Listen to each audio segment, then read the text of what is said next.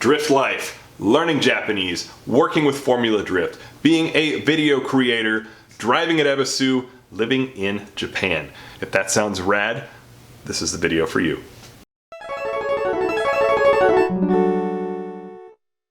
What's up guys, I'm Ben and this is Kame Trick. On my channel, we bridge the gap between sim drifting and real life drifting. Here, we do both. And today's video is very special. It is actually something that I recorded with my good buddy Jacob Gettins back in May on his podcast where I had the opportunity to be a guest. That is the Pistonhead Podcast and I highly encourage you to check it out. He gave me permission to repost the footage basically that we shot when we recorded the podcast, and I thought it was a pretty cool discussion.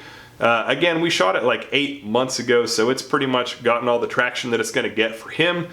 But back in that time, my channel had maybe 650 subscribers. Now we're like 5,000 more than that, which is rad. And so I thought a lot of new people who have discovered me in the channel would be interested in maybe hearing more about who I am, where I came from, and this was a great way to do that. So thank you very much, Jacob, for letting me repost your content.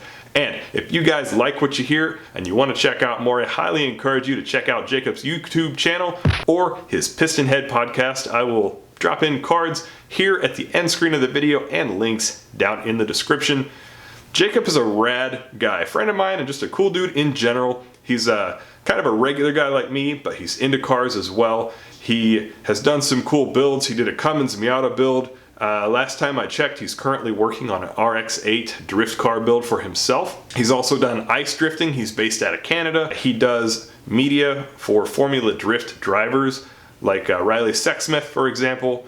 And he also has his own YouTube channel where he documents events he goes to like FD, grid life, and general vlog stuff as well. So cool dude, check him out.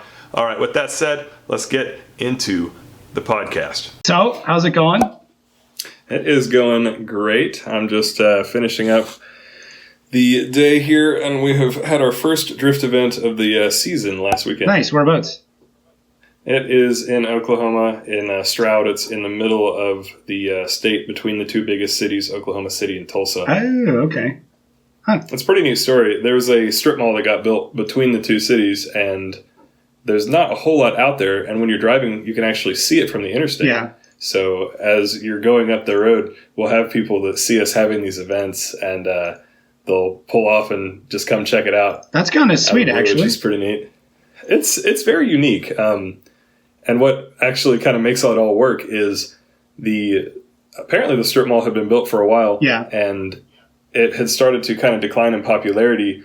And there were only a couple stores left. This is before I moved out to Oklahoma.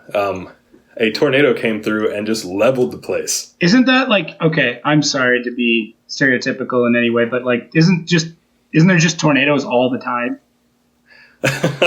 That's what I thought when I was moving out here as well, actually. But it's not so bad. I've never had anything dangerous come remotely, maybe a half hour away from my house. And like tornadoes aren't big, like if they take out a couple houses, that's kind of a big deal. It's not like they're the crazy tornadoes you see in the movies. So I haven't seen too much. The hail is a bigger problem out here. Yeah, hail's an issue, really, of all things. Yeah, that'll mess your shit up. Okay, fair enough. I never thought. But yeah, hail does a shitload of damage. Yeah, so anyway, tornado comes through, levels the strip mall, which was dying anyway. Okay. All that's left is the parking lot. Gotcha. And the owners were like, well, this place is probably, I would assume, not working anyway. So they take the insurance check, call it a day. And now there's this huge parking lot with nothing around, easy access. And we rent it out and drift on it. How's the pavement surface there? I imagine it was great for a long time, but it's pretty poor at this point. Is it like is it rubber packed yet, or what's its kind of status, like cracked and?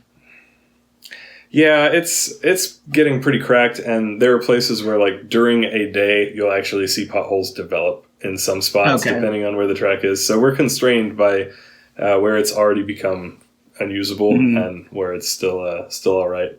That's interesting. It's interesting. It adds to it though. Yeah. I think some of the best drifters come out of the worst conditions.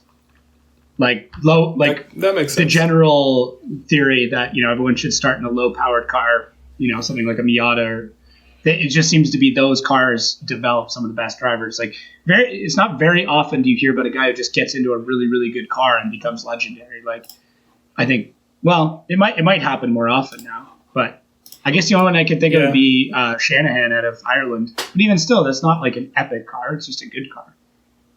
Right. I do think that it's probably gotten easier to throw all these like baller parts on your car that come from the way that the pro drifting scene has developed, what trickles down to the grassroots, and so that helps. Yeah. Like, I spent so long struggling with like a KA and 5mm rack spacers, and I feel like I would be a lot better if I could have just gone straight to big angle kit. I don't know that that's true. Like, it definitely informs how I drive and the momentum I carry when I drift, but it's interesting to see like the young guys getting into it now with all this crazy shit. Yeah, right out of the box. Never was around. These damn kids. Yeah, exactly. So what are you driving right now for anybody listening at home? Yes, I drive a 1991 Nissan 240SX. Not the most unique story as far as the chassis itself. However, it's actually the first and only 240 I've ever owned. Okay. My dad purchased it in 92. Nice. I grew up in like middle school riding in the car.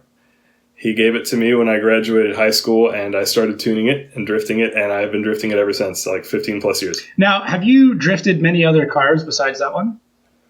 I've drifted a few. Let's see. So I've drifted some friends' SR cars, S13s, S14s. I have, back when I was learning tray slid on all sorts of goofy things, Civics and Tercels and whatnot. I've driven a Laurel, I've driven an R32 GTS-T, some 180SXs at Ebisu, and a few other things. Have you drifted anything that's not an S chassis?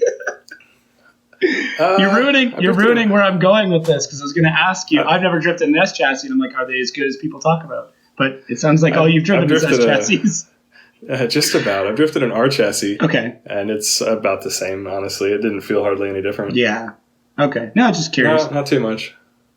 I need to drift I've drifted a vet with stock angle, a stock vet, actually. That was a nightmare. But yeah, because it's a lot of horsepower and nothing to contain it. Yes. Yeah. Yeah. A little bit of angle and those things are set.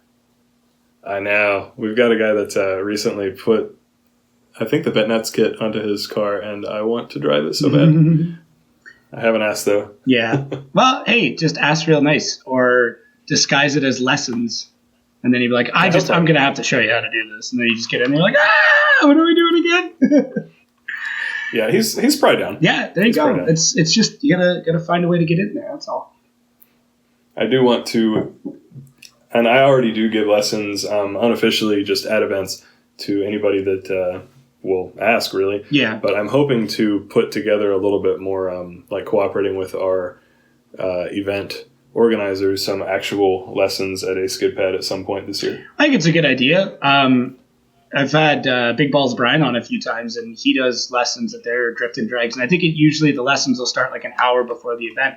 So it's like, it's like, before everything really gets going, they do lessons where it's just like, okay, there's like 2 or 3 cars out on the skid pad, but they're really well spaced out, and all they do is donuts. And it's like, hey, you have to do like 2 complete donuts one way and then 2 complete donuts the other way. And then they switch to figure eights, and like that's just kind of the basics. And then it's like, okay, now you can come out and do a run group. You're going to be the lowest run group, but you at least have something. We can save you some time. Okay, yeah, that makes sense. Because I think that's like anybody who's never drifted before just to get started, that's like the basics. Like do donuts around a cone, and then try and get them as tight as you can, and then as wide as you can, and then work into figure eights after that. Yeah, that is a little bit more feasible, too, than trying to do, like, a dedicated training day. Yeah, you just before every event, like, if the event starts at 8 or whatever, like, if it starts in the morning, and normally it would start at 8, start it at 9, and give those guys 1 hour, right?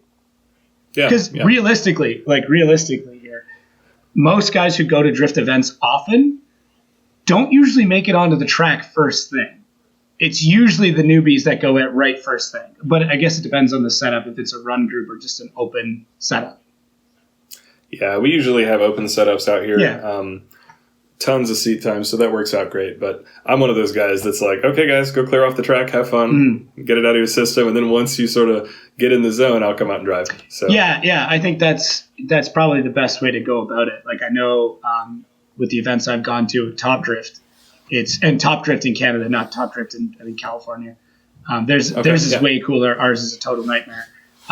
In the best sort of way. Like it's not anything about the event. It's just like it is the shittiest and craziest cars you've ever seen in your life.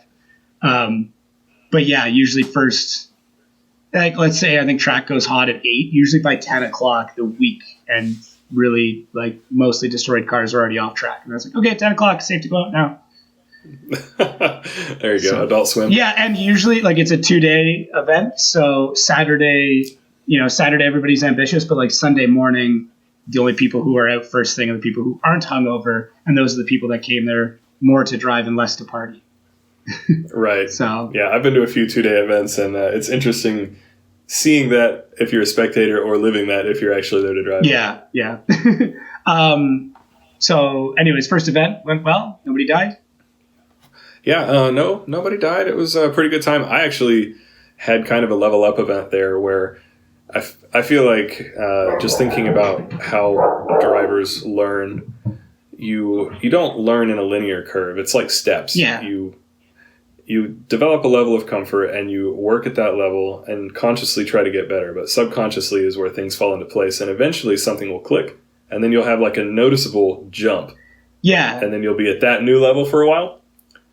So like, I don't know if you follow what I'm saying. Yeah, I almost think of it more like slightly more abstract as like an uphill wave. Like, like a classic wave. Okay. Take a wave pattern, but tilt it so it's going uphill, where it's like you get to a point where you're good, and then you almost regress a little bit, usually because now you're at a level you're trying new shit where you're like, oh, I can link the track. And now you're like, well, let's see if I can link the track but get like super wide on everything.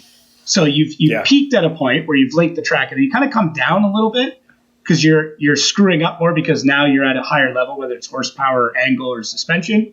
And then you learn, pushing harder. And then you learn that, and then you start to go up again, and you kind of come back down a little bit, and yada yada yada. Okay. That's just how I've seen it. You even see it like in FD where guys will win a championship, and then like Von Gittin wins a championship, and then kind of drives like shit for a few years, and then starts coming back up again. Yeah, well, that makes sense. I follow you. Anyways. So for me, it was kind of interesting to start the season off this way. But it's a good start. I just went out and the car felt fine, no real issues, and I had some of the best tandems of the past 15 years, which is great because I spent a long time. I learned to drift in Kentucky, which is not really on the map. It certainly wasn't 10 years ago. Yeah. So I did a lot of solo drifting, and that was about the most that I could do and the most I wanted to do. Once I started tandeming, I'd already been drifting like 10 years. So it's weird because I'm a really solid lead driver and sort of a garbage chase driver, like compared to people who have been drifting for 10 years normally. Yeah.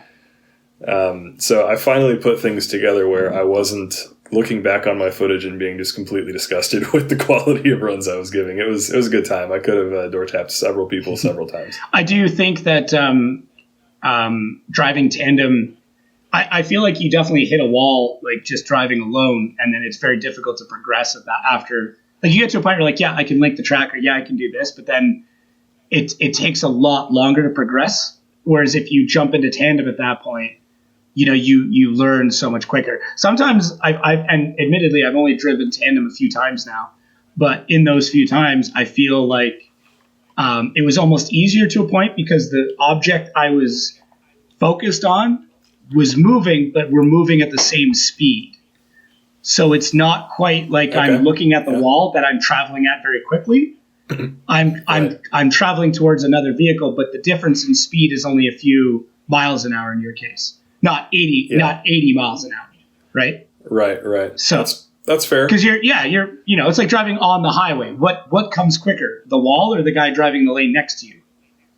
Yeah. So it's just I found I progressed so much faster that way. I was like, okay, I'm now more dedicated, more comfortable in my car, and even my lead runs got better because now I was more confident. Because I was like, well, if I can get a few feet away from someone, then like I don't really care about this solo run or this lead run. Yeah, that's fair. I wish that I had started Tandem sooner, but I wanted to keep my car really pristine. It is good. It looks very nice. Thank you. It's worse in person, obviously, but like good from afar, far from good. Yeah. I kind of feel like anybody though who's been drifting the same chassis and hasn't had any hasn't managed to kill it for a long time is probably doing something right. So yeah, that's good. Yeah, it's a good point. You haven't wadded it up completely, so small impacts are okay. Yeah, just a few. Yeah. So, any plans for this year for the car or for just in general? Oh man, this is a strange year for me. I was really hoping to cage the car over the off season. Yeah. I obtained a decently reliable tow vehicle and daily driver last winter. Okay. So I was kind of hoping to go to some more big events. I try to make it out to about 2 big events per year. So like 2 years ago was Low Style Heroes in Virginia, which I was actually translating for the Japanese guest at that event. And then what else did I do? Import Face Off Kansas. I drove in that. And then last year was Super Drift Matsuri in Cali. I was not translating for Nakamura-san, but I was hanging out with them a little bit. And No Coast with Officer Dan in New Mexico. So I was hoping to like widen that up. And at some point, I really want to attempt to get access to Grid Life. Need a cage for that, of course. Yeah, it's actually this year in particular, I think they came out and said, no more. Like, we're putting our foot down. I kind of assumed that was going to happen. I hadn't actually seen that, but I thought, really, I don't want to risk anything. Yeah. That's just not smart. If you could avoid it, you might as well. Mm-hmm. So I wanted to do that. However, I actually am getting ready to become a drift dad. Yeah. I've got a little girl on the way in June. Oh, so. Yeah, I didn't know. I didn't realize you got the gender already. Yeah, I actually did the reveal at the event. Nice, dude. That's killer. Yeah, it was a good time. I decided not to spring for the really expensive smoke tires. And how much are they? I've always wanted to know. I've never. They're like $200 for one. One wheel peel. Yeah, that's what I should do. I should have just brought a stock open diff car out and done it. There you go. Would have saved you so much money. So I just decided to buy some nice balloons and sneak them out under the car when nobody was looking and go cut a killer run. That's pretty cool, man. Well, congrats. You joined the league of many other drift dads. If you haven't checked him out on YouTube, there is the Drifting Dad, who is a friend of mine. So actually, it's a really cool channel. He's an engineer, so he gets super nerdy with his FC RX-7. Oh, I love FCs. Mm-hmm. That's awesome. Yeah, super knowledgeable dude. He works for the company. I might be screwing this up, but he works for the company that makes Deutsch connectors. And I was like, brother, hook me up. Yeah. I've seen his channel name, but I've not actually watched any of the content. Yeah, it's good. It's progressed very, very quickly. Admittedly, like anybody's YouTube channel, as you know as well, and I'm sure we'll get into that, but the first videos are always terrible. But if you're sticking it out since day one and you're still here, it's like this is for you. I've done a couple videos where I'm like, this is for the long-time viewers. Like, we've come so far. Heck yeah. So, yeah, that's awesome. So, I don't know what I want to get to first. The fact that you speak Japanese or the YouTube channel? Well, I guess Japanese goes back farther than YouTube. Fair enough. So that is not it. My wife and I were talking about this the other day, but which I hate the English language. I think it's like the most difficult language in the world to learn, but how hard is Japanese? That is a 2-part answer. So speaking Japanese, like conversationally, like we're talking now, is not actually a big deal. Okay. It's really not. I love the way that they built the Japanese language as far as the grammar, and I can get into that in a second. But the writing system is a whole different ballgame. It's a very complex writing system, and I studied it in college, and then I went to Japan and went to a Japanese college and continued to study it. And I've continued sort of low-key using it, and obviously you learn new stuff just using it for like again, longer or about as long as I've been drifting, like probably 15 years, and I wouldn't consider myself a good reader at all. But like conversationally, you're fine. Oh yeah, and like I can read stuff. I can get along.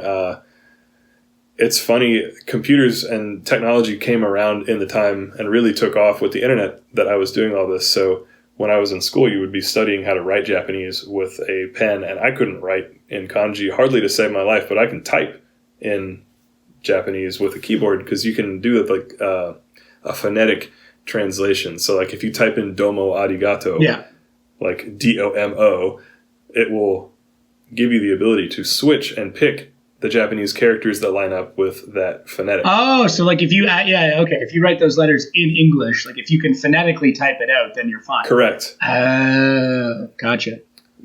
But because the writing system in Japanese is not based on sounds you can make with your mouth, like consonants and vowels, it's based on ideas. They're pictograms, like the Egyptian hieroglyphs, kind of. Huh. I'm probably slaughtering that, but they're based on ideas. So okay. Because of that, there's a shit ton of them, and B, you actually can have the same phonetics with multiple kanji combinations, so you have to know what it looks like. So you have to be able to read it to be able to type it. Does that decrease or increase local dialects then? Granted, I haven't been living in all the different corners of the place, but the spoken dialects are definitely different, but I don't know if there are too many written differences. Okay, so if that makes sense. Still, it's kind of like slang. Yeah. Well, there's slang no matter what. But like, yeah, but it's a thing you say. It's not so much a thing that you write sometimes. Because like someone from Atlanta sounds very different than I do. Like, true, incredibly different. Like, could be from a completely different part of. Well, they are a different part of the world, but like, it's almost not the same language. Yeah. So, like Tokyo and Kyoto, Tokyo and Osaka, you tend to get that. I hear that there's some crazy dialects in Kyushu. There was a little bit of dialect in Yamanashi, which is where I used to live, but it was very Tokyo-based. So I know what you call the common or like town mouse Japanese. Gotcha. Huh. All right. That's interesting. I honestly have no time. As much as I would love to learn how to speak Japanese, I have no time to do what I do now. So that's a back burner item for sure. Yeah, I don't know if I could have learned it as an adult. Like I started learning it like a real adult, not like I think I'm an adult. Correct. Yeah, I started learning it in like sophomore year of college, probably. Okay. So I still had time. That's not an option these days. No, fair enough, especially once kids are involved.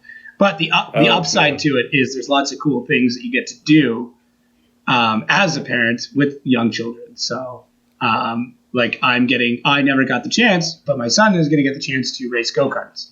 So I'm like, yes. You want to do something cool? And he's like, yeah. I'm like, do you want to drive race cars? He's like, yeah. I'm like, you're going to be go-karting now. That's awesome. And it's surprisingly cheap, man. It's cheaper than putting a kid into hockey.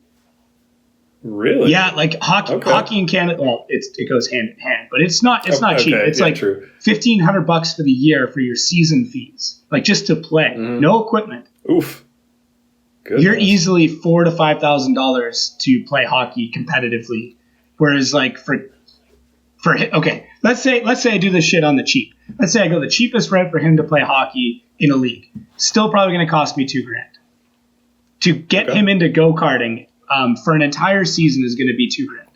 That's with a cart. All right. I also now know more about hockey than I ever did. Oh man, I'm a huge hockey fanatic, so like I could really get you up to speed. But anyways, yeah. So I was like, well, that's not that bad. Like he turns 6 in June, so like why not? They start him off in like non-competitive. So the first year is just like you just learn the cart, learn how to handle it, go through road courses, shit like that. But then by the time he's 7, he can race competitively. That's awesome. Yeah, I'm like 7 years old racing. And then I'm like watching F1 going, okay, I get it now. Right? Yeah. So. Yeah, the mental game that you'd have from competing in driving sports from that age would be amazing. Yeah, so I'm hoping he catches on to it. But so I'm now in the go-kart market. So if anybody knows a go-kart that's suitable for a 6 to 8 year old, because I'd like to get 2 years out of the cart, maybe 3. Let me know. Hit me up. Nice. But anyways, yeah, that's awesome. The learning Japanese. That is just, dude, I have so much respect for people who can speak another language, because it's just way more commitment to something than what I have. It changes your perspective on what you can and can't do. Do you think in Japanese? Absolutely. Really?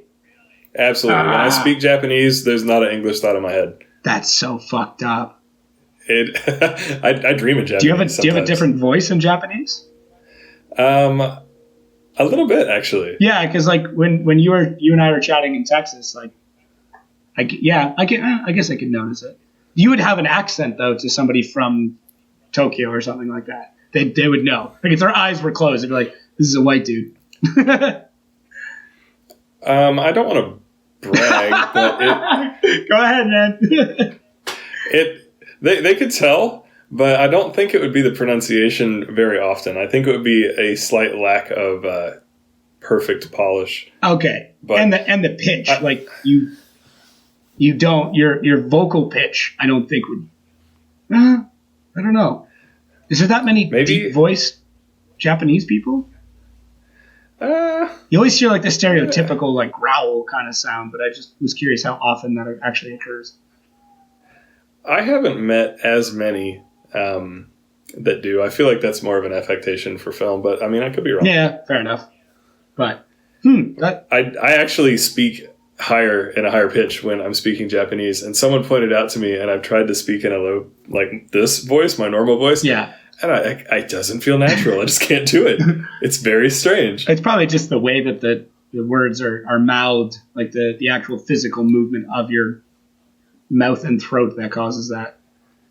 Like you have to do that to pronounce these things properly. Like your voice just naturally goes higher. Maybe I was nervous when I was like learning Japanese and speaking it like for real, because I studied for 2 years before I moved to Japan, and like that was our program. You had to take 2 years of language and then like another semester or something, like a culture class and some other things. And so then you could go to a Japanese university that was a partner school of ours. And I remember getting off the plane in Narita, and I was probably the top person in my class, because the first time I took Japanese, I was terrible. I didn't respect the kanji, the writing system, and I was going to fail, so I'd had to drop the class. And then the next year I went back and took it again, and then I crushed, and it was great. So I got off the plane thinking like, okay, I got this, we're good. And I go up to the front desk and I'm like, hey, where is the bus terminal? And the lady's just like, brrr. I had no idea what the hell she said. And I thought, oh, this is real. So I was probably getting really solid at speaking when I was a little bit like in a heightened state of awareness. And so my voice was probably higher because I was actually nervous. Yeah, that makes sense. Like, it's stupid, but now that's how I talk, so... On kind of a similar note, you said that you had drifted in Ebisu. Am I pronouncing that correctly? How do you pronounce that? Ebisu. Ebisu? Yeah, Ebisu. Ebisu. All right. That place. What is that's on my list. That's on my bucket list. Like, I need to go. I need to do it. Is it worth it to do it? Oh boy, there's so many ways you could look at that. My perspective might be a little bit broken because I actually lived in Japan. Okay. For like over a year. But yes, for sure. But at the same time, maybe not. Like here in America, it is, at least where I'm at in America, it is fairly affordable to drift. So our events are probably $60 to $100 for a one-day event. And our 2-day events aren't that much more, like 120 or something. Yeah, it's not too bad. So it's pretty affordable to drift here, and there's plenty of seat time. So in a way, I like to tell people wait until you're quite good before you go to Ebisu. Okay.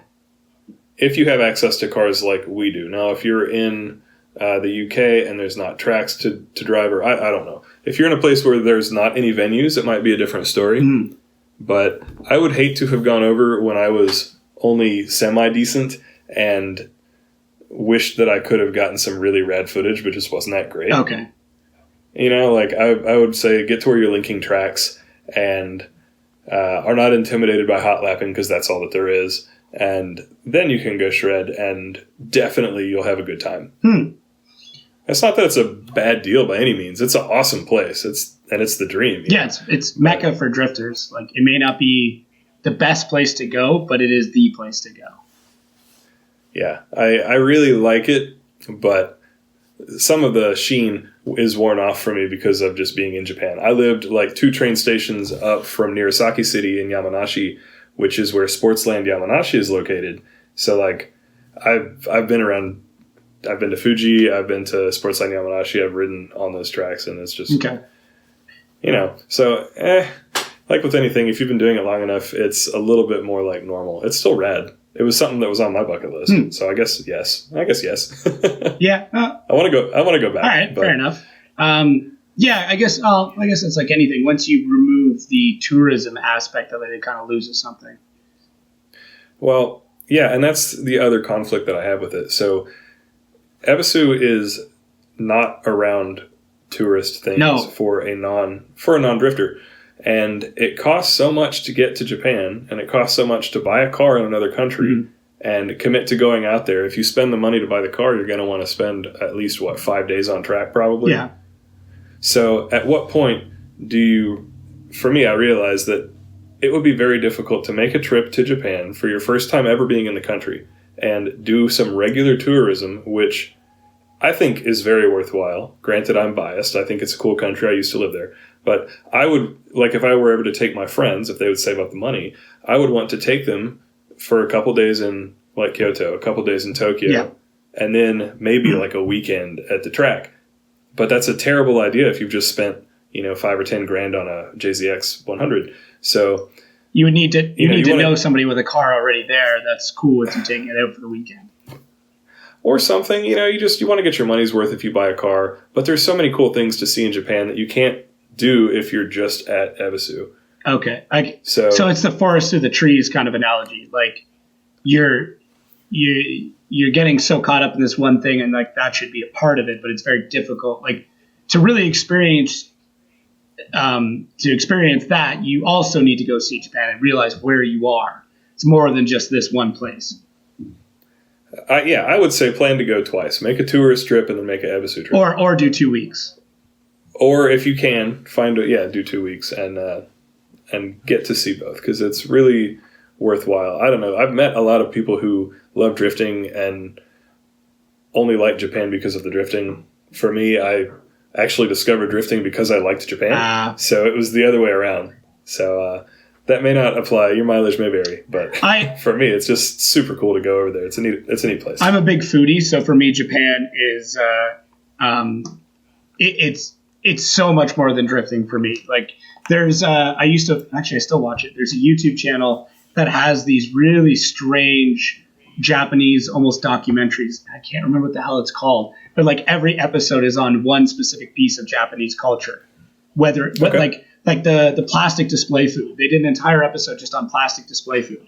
Because that stuff is shit's crazy. It's insane. It's wild. It's so detailed. Yeah, and like they would do stuff like that, or matcha. Like, they did an entire episode just on matcha, or a lot of it's food based, but it's also cultural based. On the temples, on what the samurai actually were. So you could watch all these videos and really get a handle on the culture from a third party perspective. What the fuck was it called though? I'm gonna have to look this up because it's cool. It's super, super cool. And anybody who's into drifting should also look at this because it explains so much why drifting became a thing. It's more than just it's the time, it's the place, it's the culture. All of that made drifting. If you were to remove one of those things, this culture probably wouldn't have come out of that place. It might have come out somewhere else, but the reason why it came out of Japan first is because of the way Japan is. Yeah, I'd agree with that. So, that's cool. I'd like to check it out. So message that to me when you think. I just have to look it up quick because it's good, dude. It's gonna bug the living shit out of me.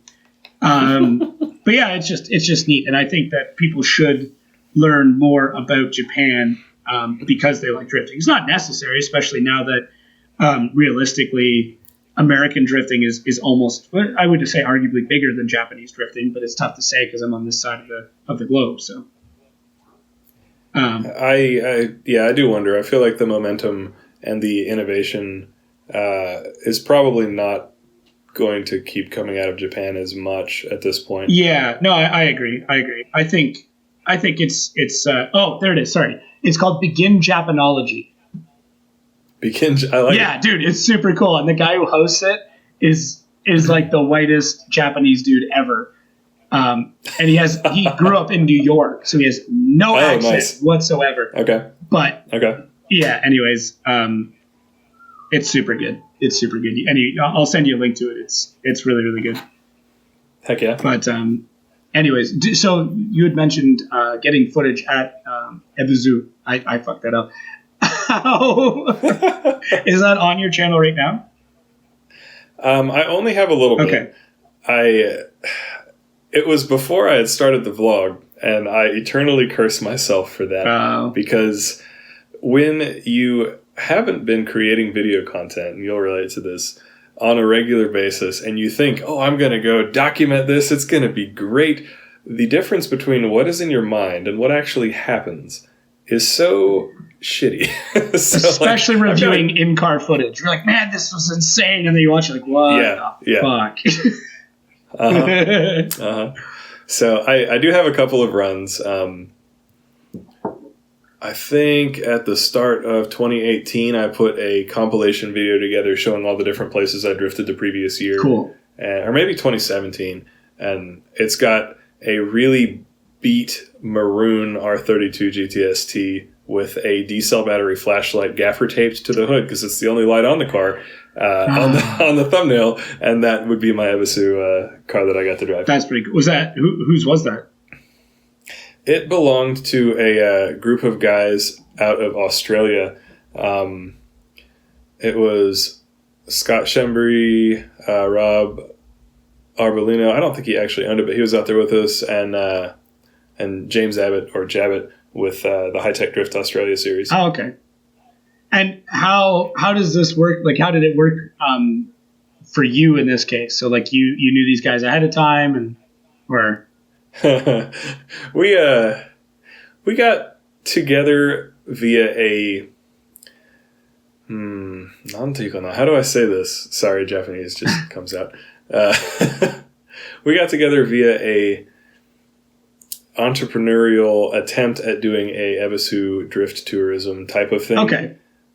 That needed to have some sort of like instructor type guys that were experienced come out, and they already owned a car. So the promoter of that, who I won't mention, got with them and then basically sold tickets to this drifting experience. And a group of people who are all my good friends now, except for he who shall not be named, all decided, yeah, let's do it. And I felt bad for everybody but me because, like, I understand how much it costs to go over. It seemed like a decent enough deal. And speaking Japanese, I also had very little risk. Yeah. Because if anything went sideways, spoiler alert, then I wouldn't have any problems. Yeah.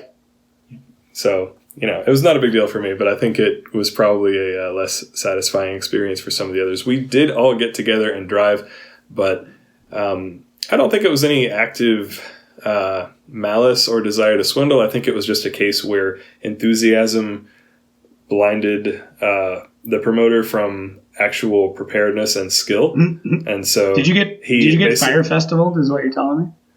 Not quite. But not to that level. He really hoped that it would be great, and hope is not a good management strategy. So hopes and dreams.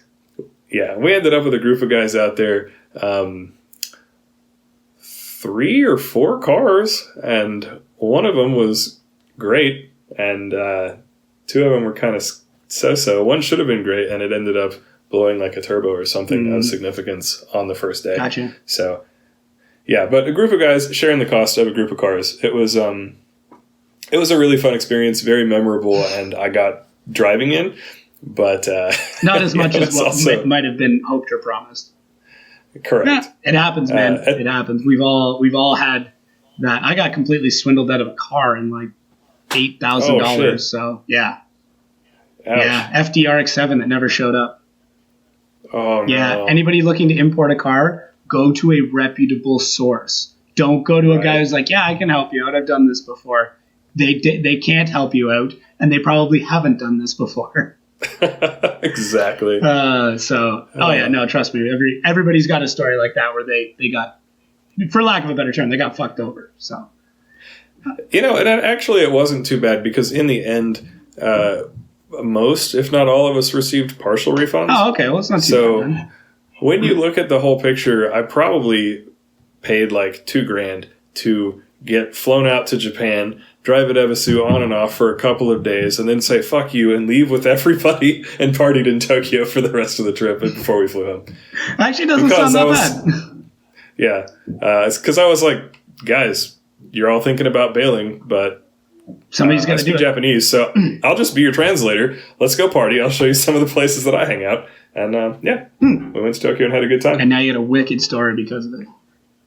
Yeah, that's relatively wicked. I have a few of those. Oh, that's either way, it's a good story. So, tell me about the channel though. Like, I still have to catch up. I've had a pretty crazy few weeks, but give anybody listening at home kind of a sales pitch. Okay, so my name is Ben Kraft. I run a YouTube channel called Kame Trick. It's Kame and then Trick, and it's basically about grassroots drifting. I decided to try and combine the elements of a vlog with drifting and hit a medium between like not quite the quality of the guys who do insane like over the top MVs and edits, but far better than just some random Joe who picks up his phone and puts it on selfie mode and starts talking. So I try to tell the story of like what it's like to be a regular guy with a regular job and just being clever and budgeting to build your way up to having a good car and having a good time. Yeah. We like to party with friends by shredding in grassroots drift cars, as I say. No, it's good, and it's super informative. There's a lot of good tips and tricks in there, and it's fun to follow you along. Because you and I officially met in FD, Texas, right? Yep, last year. That's actually kind of cool because you have a pretty sweet job there. So, I work, I actually volunteer, but I work with the race operations team at FD Texas specifically because I live just in a neighboring state. So it's just a few hour drive for me to drive down and help out with the event. And I get to probably the second best seats in the house. I'd say media and race ops get some of the best seats. So if you're ever watching the live stream, you guys can see me looking like a goofball in the top 16. I'm the guy who stops the cars at the end and then gets to point out who wins, which is... That's kind of cool, man. It's kind of cool, but it's... I want to try it somewhere besides Texas because they have the giant TV there. Yeah, I know, but like, I don't know. I think I got some cool shots of you in it where like you're like standing between the cars. You can see you behind you. Yeah, that's probably true. David Carey took a really cool shot of me. Oh, really? That I think is my current Facebook profile picture where I was just looking over at the TV in between a couple of the cars, and I really appreciated that. But it's funny now because I can tell my mom that I actually did make something out of myself watching a big TV all day. Yeah, you've also been on the largest TV in the world. That's true. And you've been seen by millions of people. So I don't know, man. I think you're doing all right.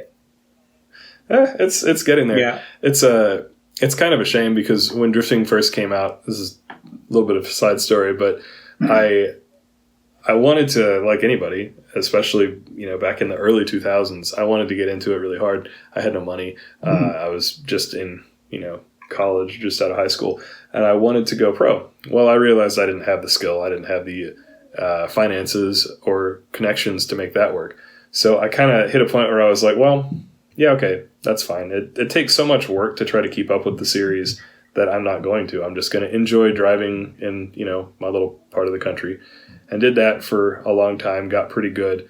And then you started to see people making video content and vlogging, and that became a thing because it wasn't, at the time that I decided to quit following all of the series. So there's a block in my history where I don't know who was who very much because I was just doing my own thing. And now I'm like, well, shit, I should have networked with everybody and tried to be involved as a support entity of some nature. I probably would have been on a team now if I had just done that. So it's good hindsight. Folks always network and just meet people, and I'm fixing that. Well, look at how many cars are rocking your sticker now. Yeah, true. There are people with that sticker in Japan, Australia, Canada. Yeah, it's on the Sexsmith car. I think it's still there. I don't know. You know what? It's funny. I was at the shop that runs that car, and I didn't even go look at it while I was there. You just get used to seeing it, I guess. It's 3 hours away from me, and I was there chatting with Riley, and I didn't even go look at the car.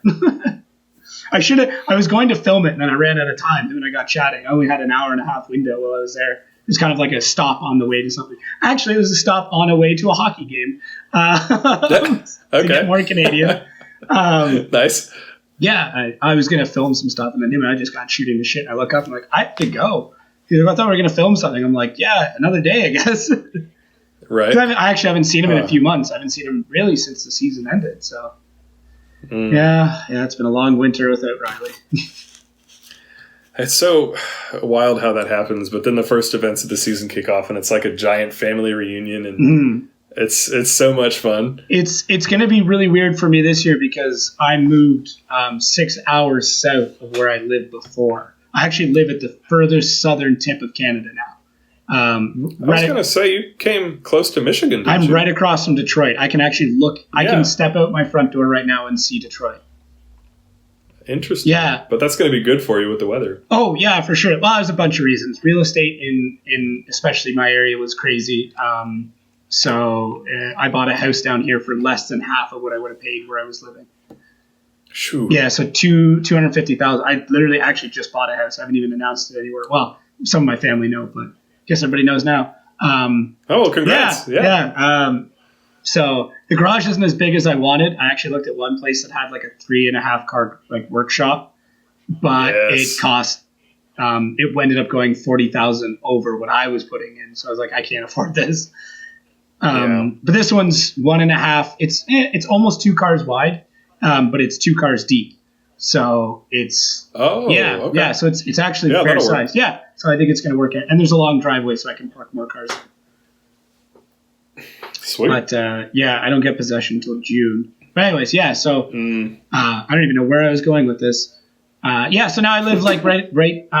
Actually, I'm only 3 hours away from Gingerman Raceway, where Grid Life, the regular Grid Life, is held, the Midwest one. Yeah, that's coming up in the end of May, isn't it? Yeah. Are you going? Please tell me you're going. I think I've got an event that weekend. Would you be closer to the new Colorado one? Colorado is probably upwards of 10 hours driving. And what's Atlanta? 6 hours? Yeah, Atlanta's not too bad. My little girl will be born by then, so it's going to be kind of all up in the air this year, but I do want to go check it out. You should just make it a family experience. No, don't. That would be hell. That would be hell. With the newborn, 6 hours in the car. That would not be a good call. No, not a good idea. I mean, she needs to know what she's getting into with this family that she's been, gestated from. But probably shouldn't. I think I had my son at an event at like 3 months, but it was just a single day, so it wasn't a big deal. Okay. Yeah. Okay. Yeah. But get him out there. Get him out there young. Just get good headphones for sure. You don't want to destroy the hearing right off the bat. They make good baby earmuffs. Yeah, I've got one of my friends actually got me a set already. Perfect. Thanks. Yeah, thanks Justin and Vicky. That was awesome. No, good call. So it's really. I've talked about it a few times on the show, but being a dad in just doing all of this shit that we do, whether it's drifting or media or YouTube and shit like that, it's just a matter of juggling it. Like obviously some things are going to have to be reduced. I think for anybody who's a parent, like you got to figure out what needs to happen and what you want to happen. So we've all had to cut back things. It's just you either have to cut back sleep or you have to cut back things you want to do, or you figure out what's important, if that makes sense. Totally does. So I'm pretty excited about the dynamics of my relationship though, because I do drifting and it's not that often, maybe 10 times a year I'll be out at events, actually driving. But then my wife is a belly dancer in addition to her day job. Right. And she is out dancing 2 times or so a week. So we already have 2 hobbies that we're very invested in, and we're going to try and support each other and like cover for that gap that it's going to be created. So I feel for some of my friends when they're having a kid and I'm like, what's your wife do? They're like, nothing. She just kind of hangs out at the house. And I'm like, okay, well, good luck, dude. Because it's going to be harder. You're going to be the enemy for leaving and going off to drift all weekend. You need something to relieve them so they can go do. I think that's super important. That's a good call. Yeah, exactly. So we're really both going to try and push each other to stay into our hobbies. And my concern is more that I'll just be physically too tired to want to go drive sometimes than I typically am. Yeah. We'll see. It's definitely a communication thing. So like I've got 3 kids and they're 5, 4, and 15 months. So yeah, super, super busy. You figure it out. Like that's here you are. Yeah, still doing this content, making it work. I'll have to edit it out later, but like I'm pretty sure my kids are running around upstairs. It's probably the mic. I guarantee is picking it up, and I'm pretty sure one of them was crying at one point. But I don't know. It's just you do what you have to do, and you know, like I said, you figure out what's important. There's a ton of hobbies that I used to do that I cut out once I had kids because I was like, I can't do this. Like I used to go to the skate park all the time, and then I'm like, so if I break my leg and I can't go to work, like that's not good. Yeah, you can't risk. No, it's safer in a drift car. Yeah, well, maybe not the cars I usually drive. They're death traps. Depends on who's around. Yeah, exactly. But it's a good time. You'll enjoy it for sure. It's fun. So yeah, I'm planning to keep up with the content on my channel as well. It may end up becoming a little bit more a mix though of real drifting. I've gotten a sim rig so that I can do some sim drifting. Good call. That was specifically because I knew that I might not be getting as much seat time this season. And then I don't know. I may do some dad stuff as well. I've already got the puns locked and loaded. Man, Dawn of the Dad. It just comes to you. Like it's just there. I don't know. Nobody told me them. I didn't read a book. It just happened. It was just like, I'm into puns now because I have kids and I need to be. I was kind of into them ever since I was a little kid. I'm kind of a dork, but it's getting better. I'm like, oh, okay. Now I'm really leveled up here. Wait till you're really into embarrassing them. That's my thing right now. I really enjoy embarrassing my kids. Well, yeah, that should be doable for anybody that has a YouTube channel. Oh, right? Yeah, for sure. I mean, anyways, we'll have more dad talk right. once you're officially a dad. Not that you're. There you go. After D-Day or B-Day, I guess it's called. Have you kept up much on anything going on FD or drifting related in general? I am vaguely aware of what's going on for this year. I'm really excited to see how the EL1 does. Yeah. With Travis, that's going to be pretty cool. I was in Florida over the winter and was able to stop by in Juku and hang out with Kevin for a while and check out his car. Oh, cool. So that was pretty neat. I've got some family out in Jacksonville, and he's really nice. He's one of the few FD guys I've actually gotten to drive with. He was passing through to Texas and drove with us at one of our little grassroots events in Oklahoma several years ago. Oh, that's sweet. So he and Nate, that was awesome. But I got to visit with him. Outside of that, I haven't gotten to listen to Driftcast as much as I prefer. Mm-hmm. So I'm out of date because they're one of the top sources for me to keep up with all the goings-ons. Yeah, well, they've got a really good access point, right? Like they're able to. It's a lot more of a struggle for me to get FD drivers on than it is for them. That's for sure. Sure. I just make a phone call. This Corey goes into his phone book like, let's talk to Chelsea. Like, right. But yeah, But I've kept up with what I can. Yeah. That's so definitely the electric Camaro being something to look forward to. That's for sure. I'm stoked to see Pat good. I really am. That's true. I'm rooting for Pat. I'm glad that he's going to get to come out. Yeah. He's that quintessential. Like, what if he had a good car? And now it's like, well, Pat, you have no excuses because if you drive poorly now, you're just not good. Yeah, I mean, that may give some added pressure, but I hope that he really is able to enjoy just the sheer fun of having that platform and, just do the best that he does and let the chips fall where they may. But I'm definitely hoping that he's able to make a good mark. Mm-hmm. What was kind of released today, I admittedly I follow, I think, every FD driver. So, like on Instagram and shit like that, I'm always looking for something. But Federico showed off today his new direct port nitrous system. Ooh, so that Ferrari is going to be getting some more power. Nice. And those superchargers produce a ton of heat, so it's going to be even more power because it's going to be super cool in the air. I don't believe there's any intercoolers on that thing, so very excited. Toasty. Yeah, that'll be awesome. I follow a fair number of folks, but following and actually seeing the content in your feed can be two different things. Yeah. That as somebody who's on YouTube. Man, it is a struggle to, if you're just consuming content, it's really not so bad. But when you start creating your own content to then leave time to be active in the broader community, because it's pointless if you're just only about yourself. You do have to get with other content creators and keep up with everybody else in the scene, but it's so difficult. Oh yeah. So especially you spend a lot of time, sometimes the last thing you want to do is actually watch YouTube. Right. Or exactly. What I find is sometimes I will find mistakes in other people's videos and why did you leave that in there? That is so dumb. Like that, I've become hypercritical of other people's videos, which has kind of ruined videos for me in some ways, which really sucks. Because it's sometimes I just want to watch it, and then other times I'm like, why is this here? Why did you leave this? And then I'll put out a video and I'll watch it 2 days later and immediately be like, I just should delete this. This is dog shit. I don't like any of it. Start again.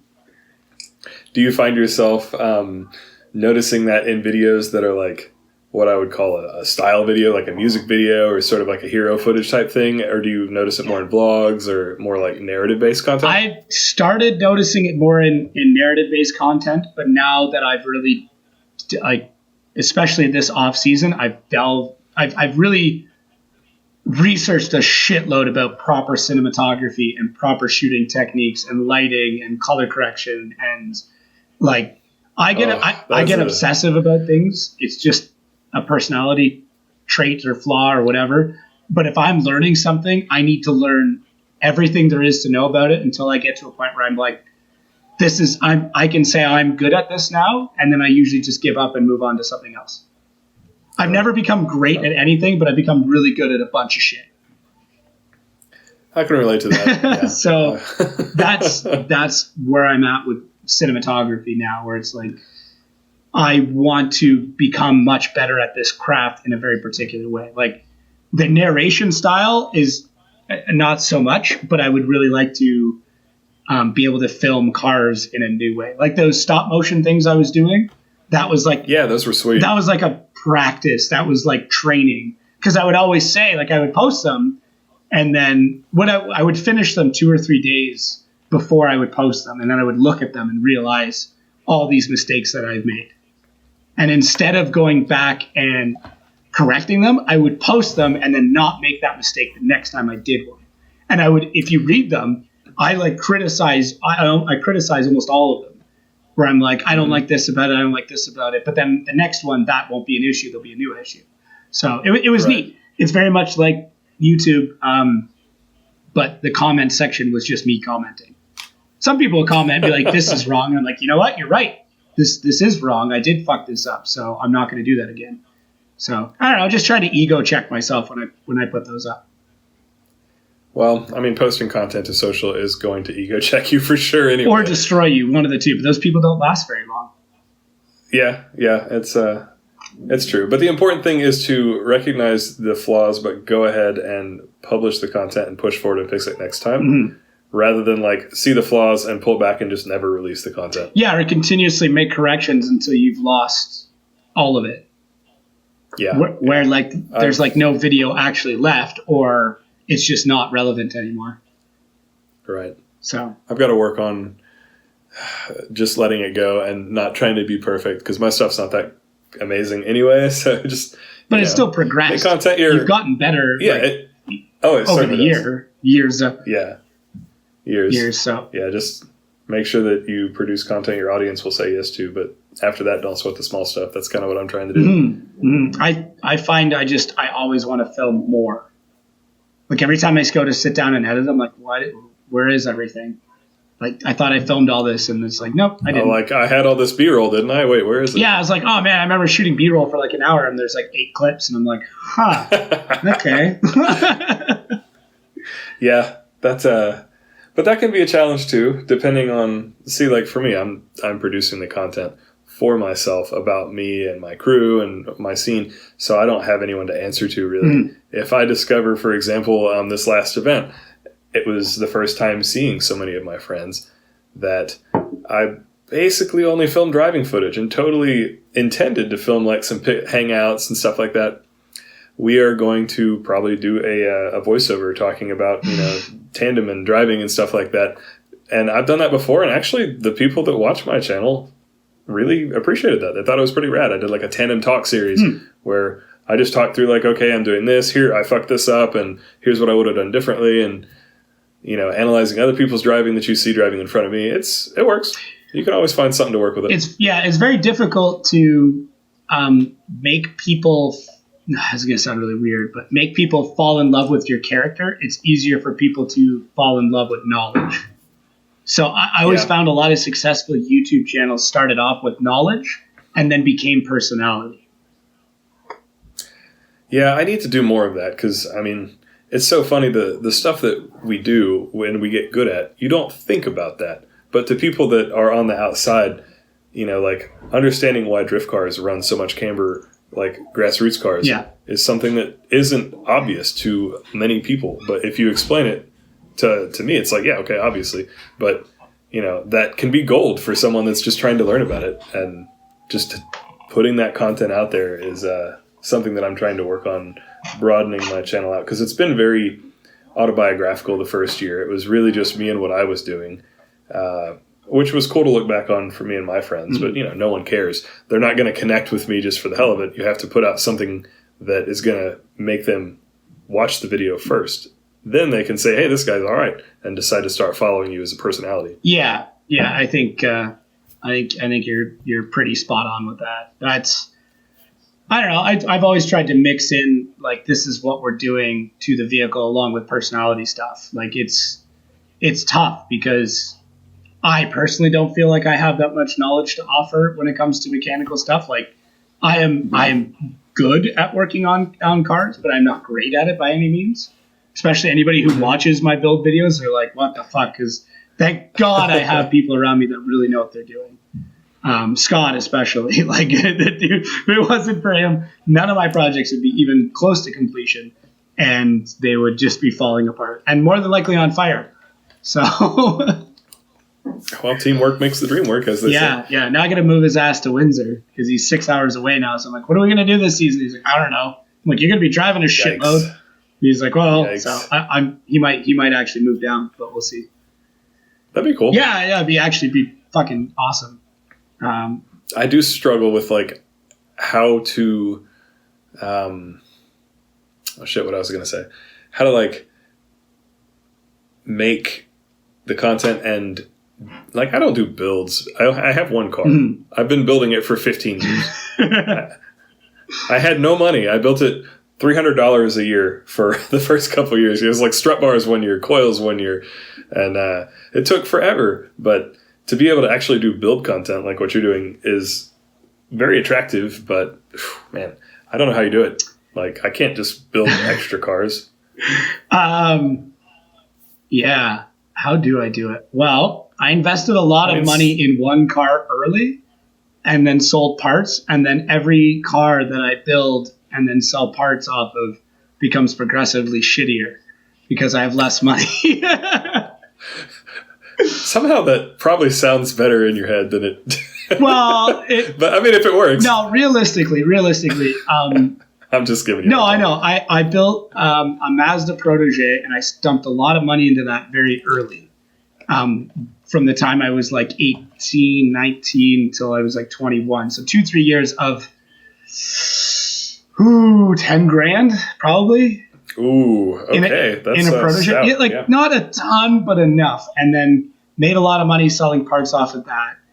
And then I made no money off the Miata. I actually lost a lot of money on that whole venture. But then just was able to come into vehicles cheap. And then I was able to leverage what I do on YouTube and on other social media to then work with companies to get either free or discounted parts. So anybody who watches my content knows that like product wise, it's sponsored. You know what I mean? Like I'll talk about it. Like, yeah, I got this from Ishimoto. I got this from Nitrous Express or Turbo Smart or whatever. And that's because I used what I already had on YouTube, which wasn't a ton. I've just got less than 6,000 subscribers. So in my mind, that's not a lot. Like I know for some people, they'd be super, super stoked to be at that number. But for me, I'm like, I need 100,000. But even that, like companies are like, okay, you have a dedicated small audience, but that dedicated audience listens to what you say and listens to your recommendations. And that's how I pitch it to people. So instead of me going, hey, this is how many people you can reach, I go, here's my engagement. Not how many subscribers I have or how many views I get, but here's my engagement. Right. Here are how many people comment. Here are how many people actually watch it and watch the whole thing. So use those numbers. Don't just use subscribers because there's people with way more subscribers. But if you have a good engagement rate, that's what sponsors want. And offer them a lot of different things, right? So and be able to accept discounts. Like you're not a pro driver. Getting free stuff is incredibly difficult. You need to be able to offer something in return of equal value. So that's tough with just a YouTube channel. So I would say like, hey, like here is advertising on the car. This is when I go to events, this is how many people attend, right? So those kind of numbers help. Facebook, true. We have like 10,000. So that helps. Instagram is like 5,500. So it's not a ton, but it helps. Like every little bit helps. Leverage everything you can. Plus, the protege build I had was in a magazine. The Cummins Miata was a massive build and it was in a few magazines and went semi-viral in my mind. So I was able to use that to then help with the other stuff. The Turbo Coupe wasn't a massive build by any means, but it was very well known in a community and I could use those numbers, right? Like I could show the kind of attention it got in a specific group. So as long as you target the companies you work for the specific group that you're working with, that will help. Yeah, for sure. I actually have had a couple of sponsors in the past, and it was kind of interesting because I didn't really seek them out. It just sort of connections happened, and I thought, hey, I can provide value. Yeah. And so I hit people up occasionally. I think it's interesting when I see like guys who don't even have a running car yet who are trying to get sponsors. Yeah. And, I try to help where I can. But the way I look at it is, I guess at the moment, there's not really that much that my car needs. So if there's something I need, I hit the people up and see if they want to try and collaborate on anything. But more, it's just to establish a relationship with those different brands for the future than to like save money or, Yeah. It's like if I could have bought it outright, then I'll say, hey, if you're interested in giving me a discount, I'll provide this additional content for you. If not, no biggie. I'm still going to buy your product because I already want it. Mm-hmm. Like it's already what I would do. So that's my style anyway. Yeah. No, I agree. Another thing too is I feel like people aren't super resourceful when it comes to funding their hobbies. Like I feel like people are very quick to just be like, well, it's expensive, so I can't do it. And it's like, well, there are a lot of places that you can make or save money. So great example is become friends with people that have tire shops and say, I will take away your used tires. And then I would then take those tires and then drive them to drift events and be like, look it, these are $10 each. They're super cheap. They're worn down. They may only have like 4 or 6 30 seconds left on them. Not a lot, but for $10, who cares if you get 5 laps out of it or 2 laps out of it, whatever, right? Yeah, there you go. I would do that usually once to actually every event I would go to, I would get guys to pre-order. And I would say, this is what I have in stock. Like, these are the tires that we collected from tire shops that we know.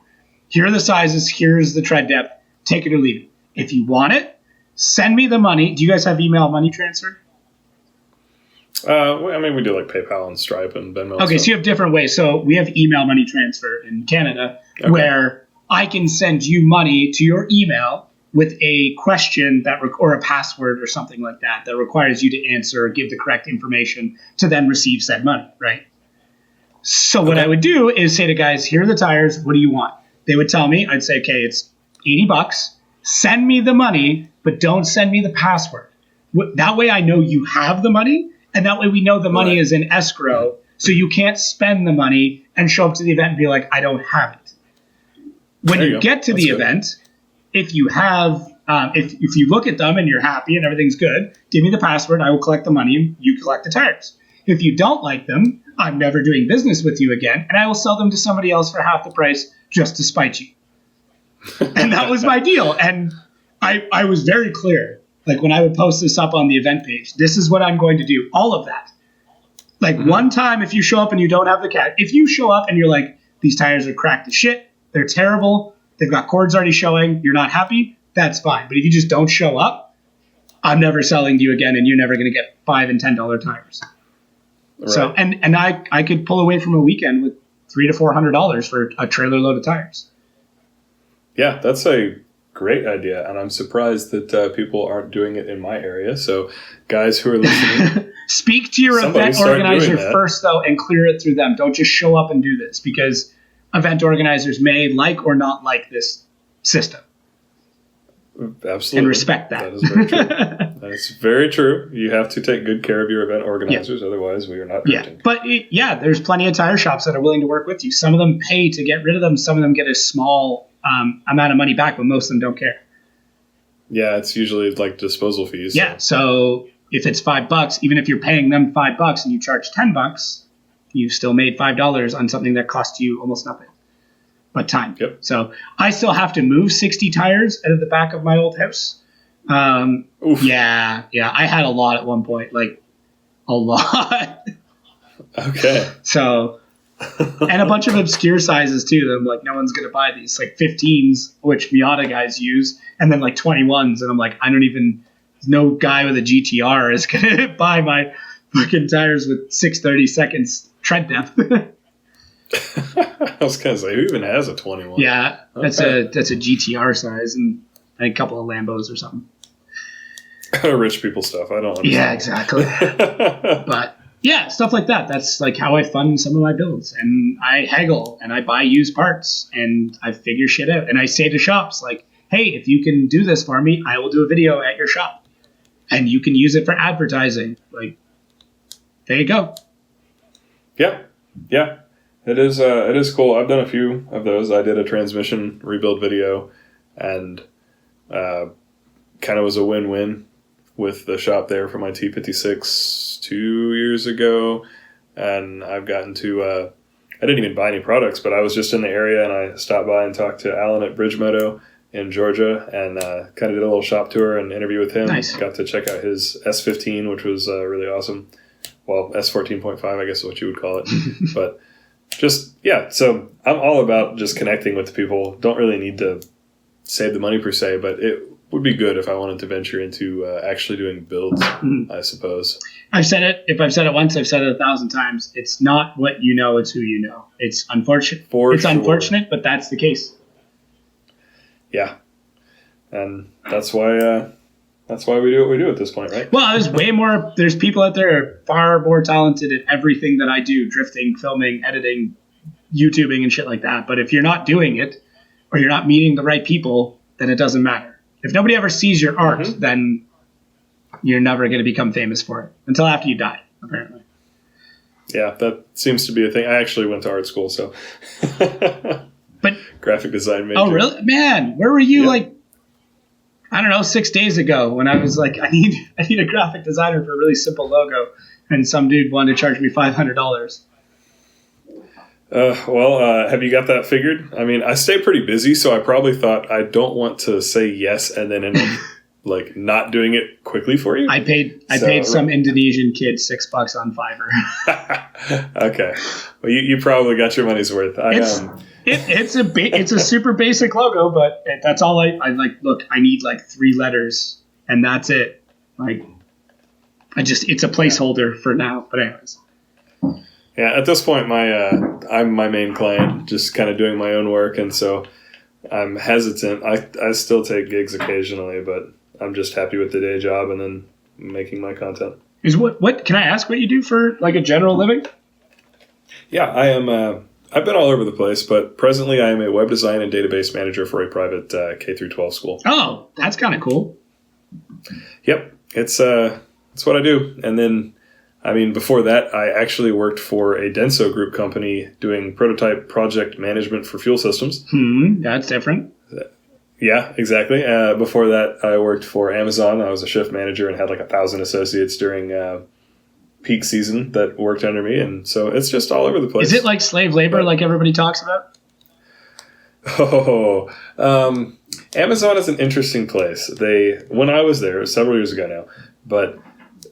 You're welcome to stay there as long as you want, as long as you hit your target numbers. But if you don't hit your target numbers, they have a pretty clearly delineated and very robust system for performance managing you into those numbers or performance managing you out of the doors. You get promoted to customer, as they say. That is a very interesting way to put that. So, yes and no. I didn't work for Amazon themselves. I actually worked on site with the temp company that you have to come in as a temp first, and then you can get made full-time after you work there for a number of months, which even that kind of reveals a little bit about their system because they're able to analyze who the most effective people are and only hire them after, a period of time without having to pay benefits and stuff. Yeah, first 3 months, right? Yeah, something like. And that was my plan as well because I graduated from college and the economy was not doing so hot. It was, I don't know, close to 10 years ago. And so I eventually, after doing some freelance stuff, decided I just needed a paycheck to get things going and went to work as a temp, hoping to get on with Amazon, and the temp company, through stellar luck, ended up picking me up to become like a coaching person for the temp team. And worked my way up into, like, inside of a year into being a shift manager there. So that was cool. Huh, that's interesting. Yeah, just lucked into various things. But then again, it was who you meet and how you interact with them. And you never know who you're talking to and what connections they might bring to you in the future. Yeah. It's, man. Don't be a dick. Man, there's a few people right off the top of my head that could be so much more successful if they just gave more people a little bit more respect. And they're super talented. But yeah, it's like, fuck, you're so wasted. Like, all you have to do is just not be an asshole for 5 minutes and you could be great. Like, being an asshole is fun. I love being an asshole. It's great some days. But like, man, I also enjoy moving up in life and I enjoy doing the things I do. And sometimes that means not being an asshole. So yeah. Yeah, so many cool opportunities and connections have happened that, you don't know. Yeah. Yeah, you don't know who's listening to what you're saying or reading what you're typing or, near you when you speak. So just don't be an asshole all the time. Yeah, all the time. You gotta, that's what friends are for. Yeah, no, man, I'm terrible to my friends. My friends are terrible to me. And, man, there's like 4 of us. We're like the least reliable people ever to each other. Anybody else fucking do anything for you. But to each other, it's like, hey, I'm going to be doing this thing. You're like, yeah, I probably won't be there. But then when we're together, it's just like, it's everything's fine. Like it's like no love lost there at all. Oh yeah, for sure. Yeah, sure. Like I guarantee out of the 4 of us, 2 of them would miss somebody's funeral. Like, I was busy. Like I missed the fucker, but like, he's dead. Friends are awesome. Oh man, so good. Oh man. Well, we've already blown through an hour. It's crazy how quick it goes, huh? It does. So, you want to any immediate plans of video releases or anything coming up? Well, I am. After we get off here, I'll be going through my footage from Saturday and getting some of that good tandem footage. It's mostly POV stuff, but we also have a drone guy. Cool. Shout out to Damon's Droneography. Damon does some awesome stuff for us and releases it to the drivers for free, which is amazing. That's wicked. So we'll be putting that footage out later this week, and I'll be getting my... I've just finished building my sim drifting rig, which I think you've mentioned before that's not necessarily your strong point as far as... Yeah, it's very weird for me. I'm not completely confident that it's going to be a good piece of content for my channel because I really rely on G-forces in the car, but I'm going to try it. So I'll be probably streaming and or inviting people to come party with me on Assetto and Live for Speed in the next couple of weeks. And yeah, outside of that, I'll just be drifting in Oklahoma. I'll probably make my way down to Texas, and I hope to make my way out to No Coast Drift Party 9 in Albuquerque towards Labor Day. Sweet. That sounds, man, it's a pretty good schedule. Yeah, and I hope to be at FD, Texas, depending on how things go with the new family life I've got to adjust to. This might be a year that I don't make it out. It really just depends. Yeah, well, we'll see. Well, hopefully we run into each other at some point in time this season. Yeah. If you're ever up in Canada, just give me a shout, but it's pretty big. It's a lot bigger than what you think. I've been there once. When I was working for Denso, we went up to the Honda plant. I forget what it was called. Yeah. Genk, maybe? Or yeah, something? it's I forget outside the name Barrie. of the place. Yeah, okay. I was up there once and got to see Niagara from the Canada side, but I would love to come visit if I'm able to make that happen at any point. I'll definitely hit you up. Yeah, the season's kind of over, but I tell everybody, come out in the winter and go ice racing. It's the best drifting ever. And, people are just catching on to it now. Yeah. Josh Robinson starts posting ice racing things. Everyone's like, this is awesome. I can't believe it. It's like, man, we've been doing this for a long time. Don't worry. We talked about that a little bit at Texas last year, so I would love to get to check that out. That sounds like I didn't get to go this year because I was moving, but next year I'm leaving a car back up north just so I can go ice racing. Nice. Yeah, so cool. Nice. Do you want to drop any plugs or where anybody can find more about you and the channel? Yeah, so I'm on Facebook and Instagram at Kame Trick, and I am on YouTube at youtube.com/thekametrick, or just search for it. There's not really anybody who competes for that name, Kame Trick. And hopefully you guys will come check out my content, and if you see something you like, share it with a friend or consider subscribing. Ooh, look at that. I love when you get into YouTube mode. I do it all the time. I was really drunk or high or something like that for one of the podcasts, and I had to do it, and it came out absolutely perfect. And I'm like, man, I could just do this. Yep, it's like a reflex. Yeah, pretty much. So cool. Well, I really appreciate you coming on. For anybody listening, I'll leave all the links and stuff down below. I always try to in the podcast show notes. And yeah, sweet. Now we just have to synchronize stop recording so we can talk about all the stuff that we can't put on air. That sounds like a plan. All right, I'll talk to you in a second. Hey, you made it to the end. Internet high five. Right on, guys. Now you know a little bit more about me and what has happened to get the channel to this point. I know it was a long time ago. I didn't have the beard. Maybe that's why at that time I didn't have 5K subs. Who knows? You tell me. But if you want to see more sim or real life drifting, head over to the playlist section of my channel. There's lots of great content in there, nicely organized for you to enjoy. If you want to watch me live stream, check me out at 9 p.m. Central Time every Friday night. Sometimes I start a little earlier, but we're always rolling about 9 o'clock. And if you want to drive with me instead of just watch, check out the description. Join the Kame Trick Discord. We've got over 700 members, real life drifters, sim drifters alike, some like me who do both. And last but not least, subscribe to my channel here if you haven't already. Jacob's here if you haven't already. Thank you for watching. Peace. I'm dying. I'm still sick.